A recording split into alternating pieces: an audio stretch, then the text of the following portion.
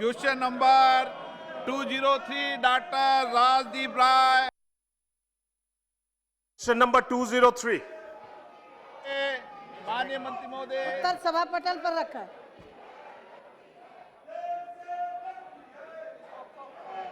माननीय सदस्य। माननीय महोदय, सिलचर की लोकेशन एक स्ट्रैटेजिक लोकेशन पे है। साउथ असम की इस जगह पे इस भूखंड से होते हुए 4 राज्य के रास्ता निकलता है। मिजोरम, मणिपुर, मेघालय और त्रिपुरा। ये जो process food corporation of India के स्टोरेज और गोडाउन की प्रक्रिया 2012 में शुरू हुआ है, 2012 से 2017 तक करीब ये इस मामले में कोई काम आगे नहीं बढ़ा। हमारी सरकार आने का बाद 2017 में लैंड एक्विजिशन का प्रक्रिया शुरू हुआ है, लेकिन ये काफी कहते हुए थोड़ा संकोच हो रहा है, लेकिन प्रक्रिया थोड़ा स्लो हो रहा है। हमारे नो ऑब्जेक्शन जो रेलवे के जो डिपार्टमेंट से आने वाला था वो भी नहीं मिल रहा है, और ये कोविड महामारी के समय में बिकॉज ऑफ जियोग्राफिकल लोकेशन वहां पे फूड ग्रेन्स और पेट्रोलियम प्रोडक्ट्स भी काफी कम देर से जाके पहुंचता है, जिसके कारण प्राइस राइज एक बहुत बड़ा मुद्दा उस इलाका में हो गया। तो मैं मंत्री जी से ये निवेदन करना चाहता हूं कि ये जो गोडाउन और स्टोरेज कैपेसिटी है एफसीआई की अंडर में, वो जल्द से जल्द कार्रवाई करे, और जो 3 पट्टा की जमीन है वो रेलवे का भी थोड़ा नो ऑब्जेक्शन चाहिए, वो जल्दी से जल्दी इंटर डिपार्टमेंटल मीटिंग करके नो ऑब्जेक्शन जल्दी से जल्दी दिया जाए, और ये प्रोजेक्ट का आगे जो भी जैसा करना है वो किया जाए तो अच्छा है। वहां का 40 लाख लोग जो है और बाजू के जो 4 स्टेट्स है उनका लोगों का भी फायदा होगा। माननीय अध्यक्ष महोदय, माननीय सदस्य असम से आते हैं, उन्होंने सिलचर के खाद्य गोदाम की बात की है। ये बात सही है कि 12 में जमीन अधिग्रहण की गई थी।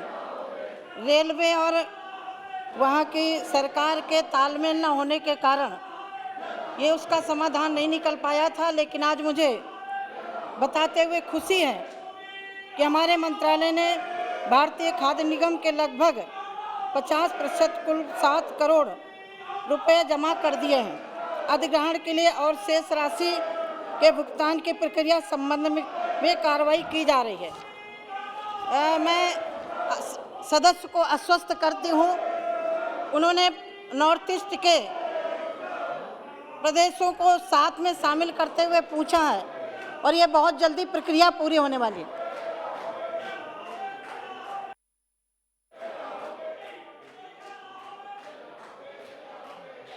नो ऑब्जेक्शन कब तक मिल सकता है मंत्री महोदया? मैं मंत्रालय की तरफ से आपको आश्वस्त करती हूँ, बहुत जल्दी मिलने वाला है।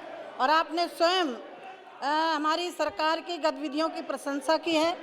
ये बात सही है कि एक बहुत महत्वपूर्ण विभाग है, और आज मुझे बताते हुए खुशी हो रही है कि इस विभाग के माध्यम से सरकार ने खाद्य निगम के द्वारा खाद्य संरक्षण हो उसकी व्यवस्था राष्ट्रीय स्तर पर भारतीय खाद्य निगम और राज्य एजेंसियों के उपलब्ध केंद्रीय पूल खाद्यान्नों की भंडारण क्षमता को 916,65,000 मैट्रिक टन और उत्तर पूर्व स्तर पर भारतीय खाद्य निगम और राज्य एजेंसियों से सरकार पूर्व में असम राज्य को छोड़कर में सेक्टर को स्कीम पीआईजी योजना और लैसो के तहत नियोजित निर्माणाधीन भंडारण क्षमता 1,61,435 मैट्रिक टन की व्यवस्था की है।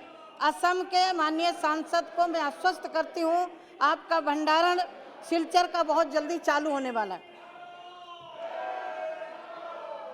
महोदय, माननीय सांसद ने जो गंभीर विषय उठाया है, ये वास्तव में एक और उदाहरण है जो यूपीए की सरकार और जिसके कई माननीय सदस्य आज किसान विरोधी काम कर रहे हैं, किसानों की चर्चा नहीं होने दे रहे, किसानों की बातचीत देश तक पहुंचे, किसानों का जो सामान एमएसपी पे खरीदा जाता है, एफसीआई के गोडाउन में रखा जाता है, जो खाद्य सुरक्षा के लिए अहम भूमिका निभाता है, वैसे भी महत्वपूर्ण विषयों पे इनको रुचि ना होने का एक परफेक्ट एग्जाम्पल है।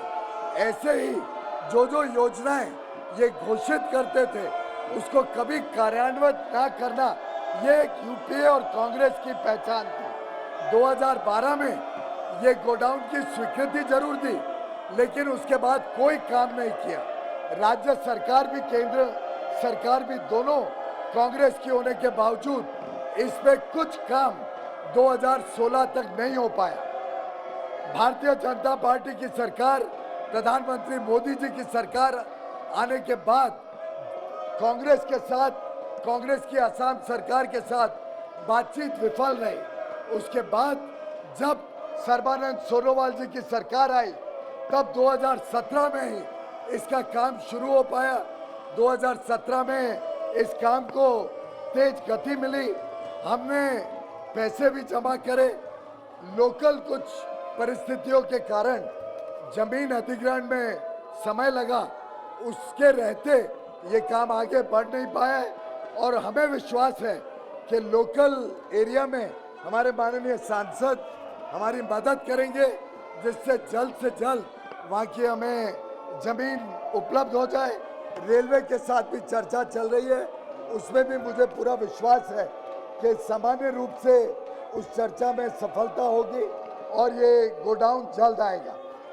उत्तर पूर्वोत्तर के लिए जो माननीय प्रधानमंत्री जी ने विशेष फोकस किया है, जिस प्रकार से नॉर्थ ईस्ट के सभी राज्यों में तेज गति से विकास हो, तेज गति से उनके क्षेत्र में केंद्रीय योजनाएं पहुंचे, तेज गति से वहां के किसानों का भविष्य उज्जवल हो, ये केंद्र सरकार और अब उत्तर पूर्व की सभी राज्य सरकारें मिलके जो तेज गति से कांग्रेस की विफलताओं को, उनकी नाकामियों को पूरा करने का काम कर रही है, उसी श्रृंखला में ये भी काम किया जाएगा।